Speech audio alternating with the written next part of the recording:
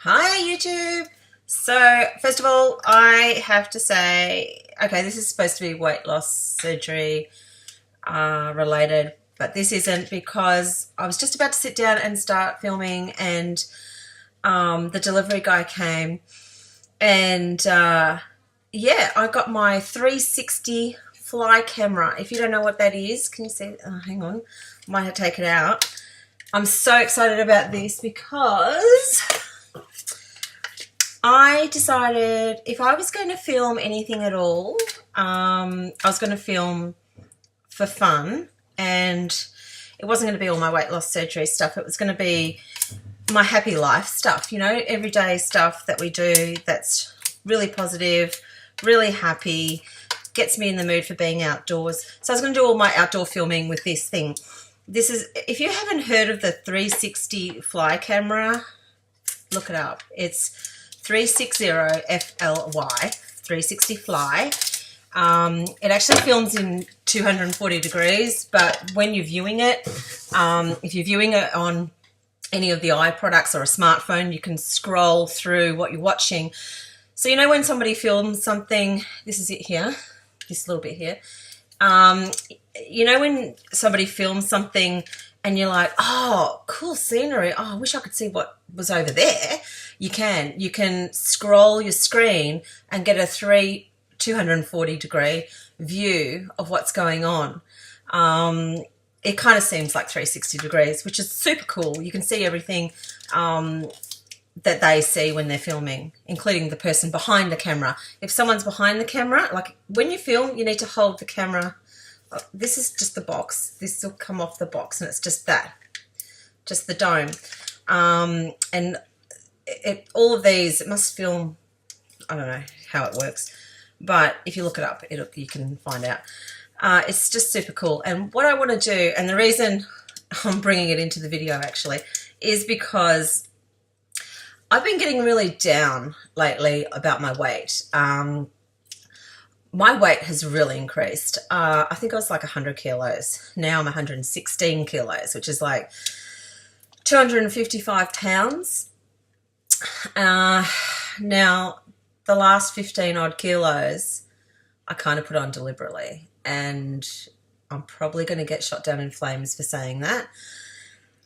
But unfortunately, to have surgery and to guarantee surgery, your BMI has to be 40 or above, which is ridiculous because people are putting themselves at risk to have surgery. And the reason I have is because, not just so I can have surgery, I mean it is. The problem is I'm pretty good at losing weight, and all my life I've been able to lose weight, but it always goes back on.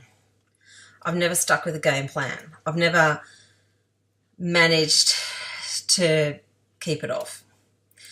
And I'm really, really sick of it. I'm really tired of having a thin year and a fat year and a thin year and a fat year.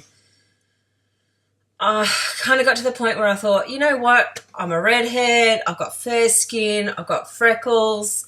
I burn easily in the sun.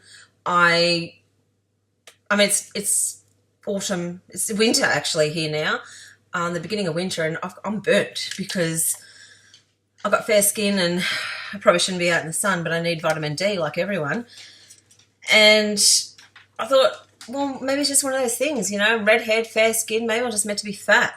Now, I don't know if you know, I mentioned it in my first video, I think I'm adopted. I was adopted at the age of 8 months. Prior to the 8 months, I was in foster care, being looked after by the mother of a priest. And that mother fed me on steak, and I'd chew the fat and juices out of the steak. But also I failed to mention, I think, she also fed me on malted milk. And the mother that... Get off the bench, Ava. I failed to mention that, and my mum that I grew up with actually told me that that's what she was feeding me on, and suggested that she keep feeding me on that because that's what I was used to. Anyway, I'm not making excuses for being fat. What I am saying is I suppose I'm trying to make an excuse for putting on weight so that I could have surgery. I mean, 15 kilos. Um, just because I don't want the surgeon to turn me down. I'm that over it, that I want the surgeon to say, look, no problem, you need the surgery. I've had the psych evaluation tests. I've had blood tests. I've had my barium swallow. I've had all of that.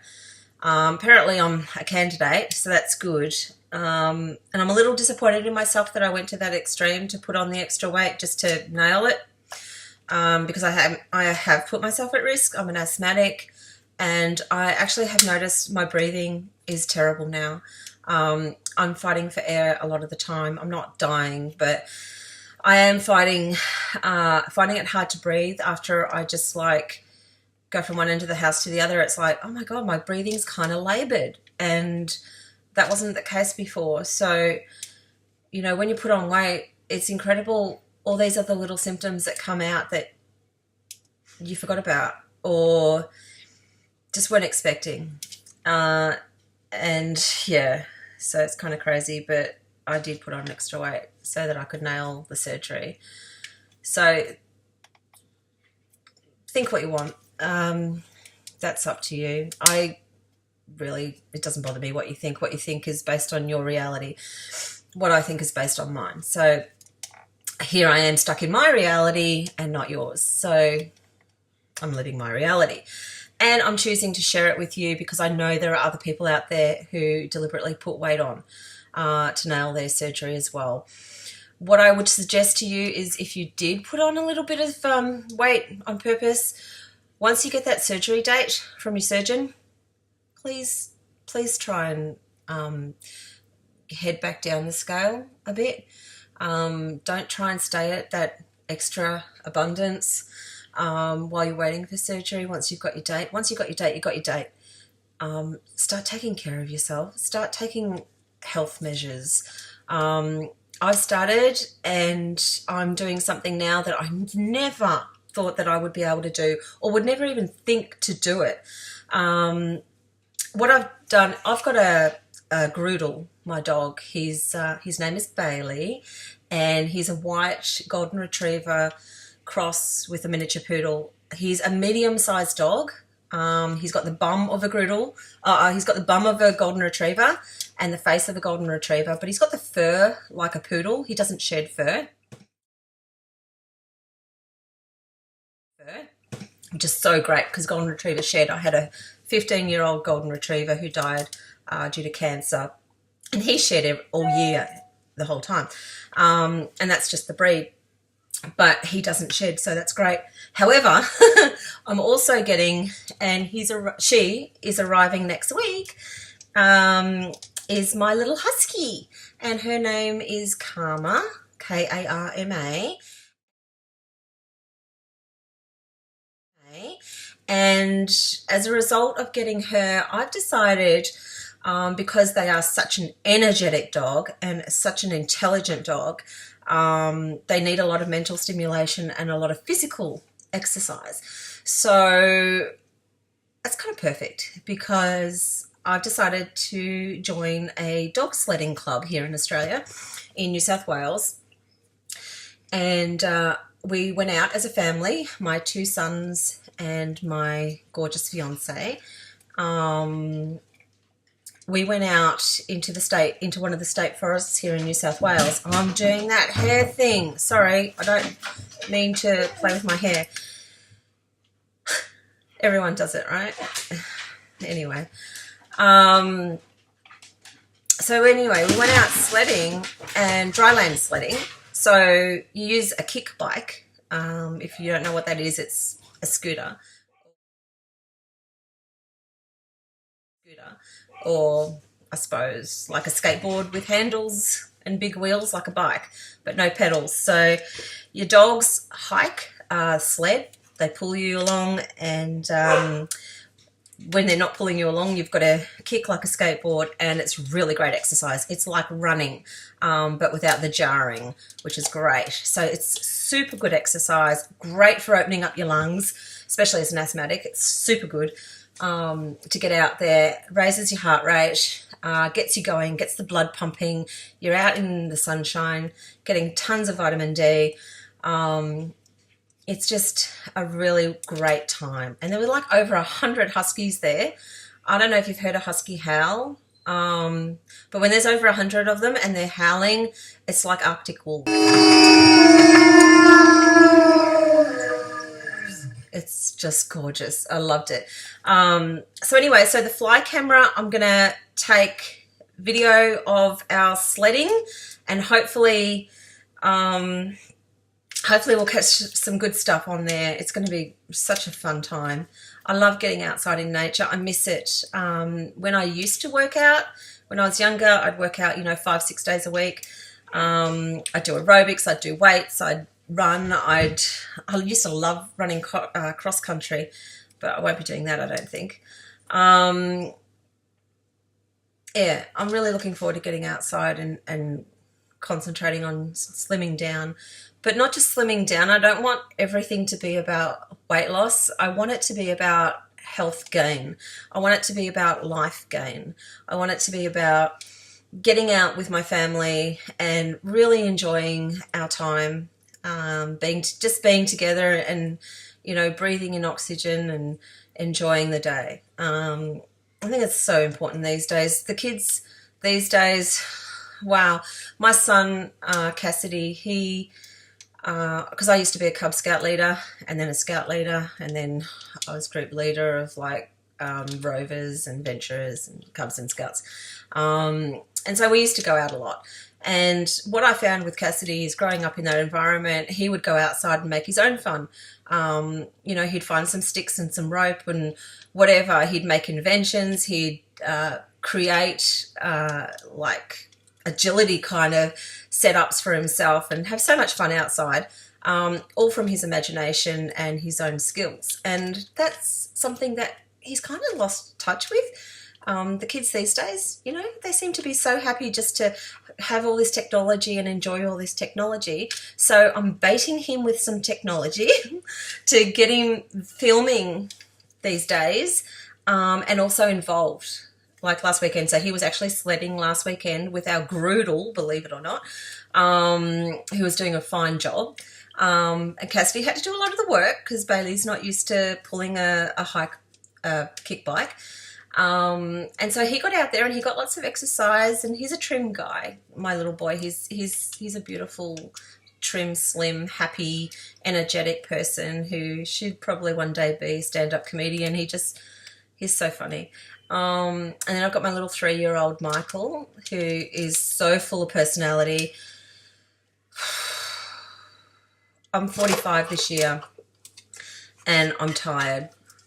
And I find having a 3-year-old at my age, I really wish he was a quiet, gentle little soul like Cassidy was when he was little. But I got the quiet one when I was younger. And now I've got the rambunctious one who's such a boy.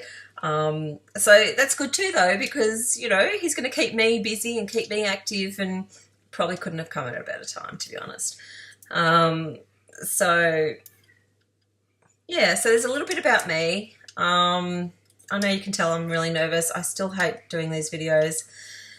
I'm sort of rambling and speaking fast because I'm nervous. But I just wanted you to know a little bit about why I haven't had surgery yet. I get my date for surgery on Friday next week. So on Friday next week, the 13th of May here in Australia, so the 12th of May in America, I will be seeing my surgeon and getting a surgery date finally. And from now on anyway, but from then on, I'm serious about trimming back down, losing the 15 kilos I deliberately put on. I want to lose those 15 kilos I deliberately put on by the time I have surgery, if not at least half of it. I don't want to continue to go up the scale anymore, or in inches anymore. I think I've really done myself a disservice by putting on those extra 15 kilos. It's a really stupid thing to do.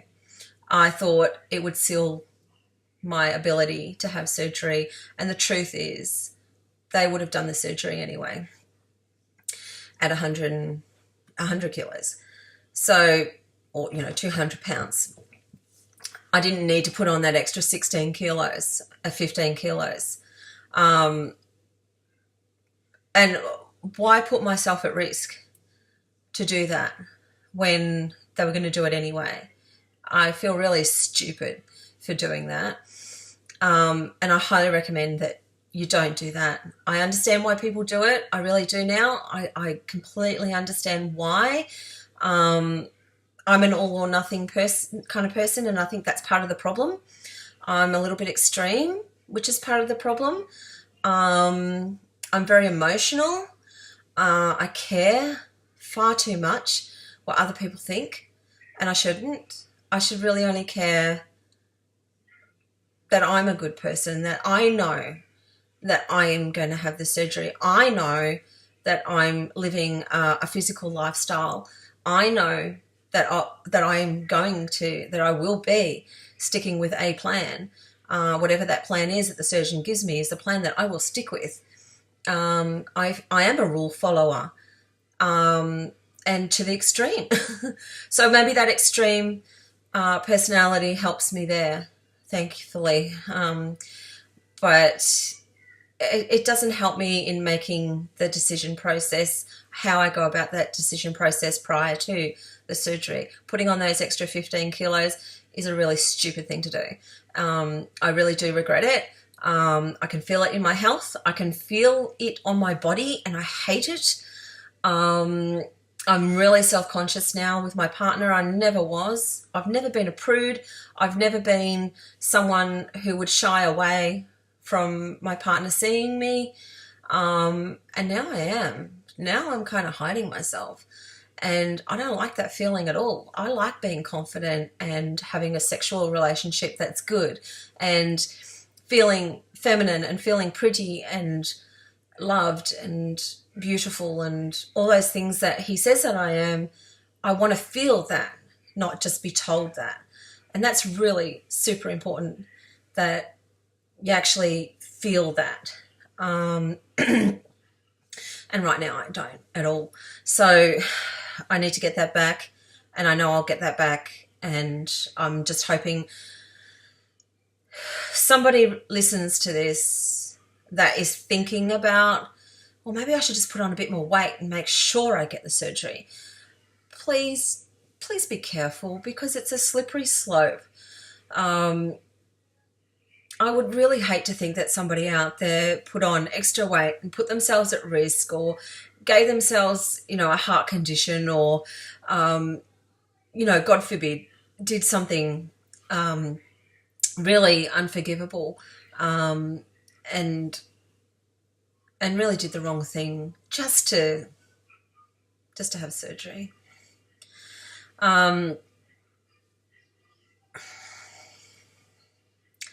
Maybe I shouldn't have told anybody that I did it on purpose, but you need to know, if you are thinking about it, it was a wrong decision.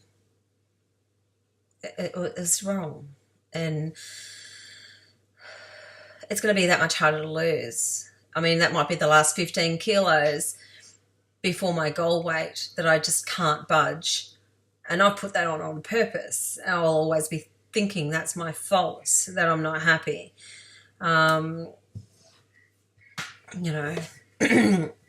If you have health conditions like a heart condition or asthma or any condition where weight is not going to assist you, diabetes perhaps, or whatever it is, don't do it. Just don't do it. Just stay where you are if you have to.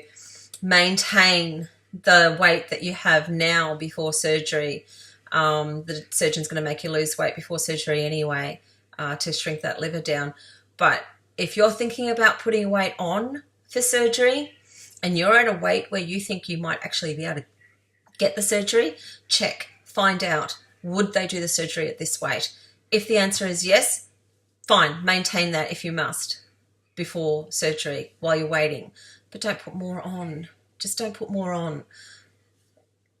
It's a head fuck. It really is. You don't need that. There's going to be so much to go through after surgery. You really don't need to pile it on. You don't need to pile more onto your plate mentally than what you can handle. And I'm just worried that my own guilt is going to eat me up over it. Look, I've survived a lot, and I'm a pretty strong-minded person, and I think that's part of the problem.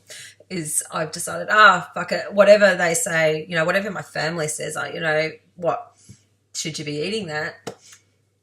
I didn't care. I was like, yeah, I should be eating that because I want to make sure I get the surgery. I don't want to go there and have waited all this time to be told, even though I'm paying my own way for surgery, sorry, you can't have it. I didn't want that to happen. I mean, it's too much money. It's too much time. It's too much emotional baggage, really, that I have that I don't want. And I don't want to come all this way to the point where I'm speaking to the surgeon to get my surgery date. The first time I'm meeting my surgeon, I've only so far met the surgeon's assistant. So this is the first time I'll actually see the surgeon. For him to turn around and say, sorry, you don't actually fit into our category, that would, I don't know what I'd do then. I'd be so upset. Anyway, I know that I'm at a weight where he's going to do the surgery. I know I'm going to get my surgery date. Next week they'll tell me. And I'm waffling, and I'm sorry, but I just wanted everyone to know, or those who need to hear it. It's such a bad idea. So Michael wanted to come and say hello, and he jumped up on me, but now he's going to run away.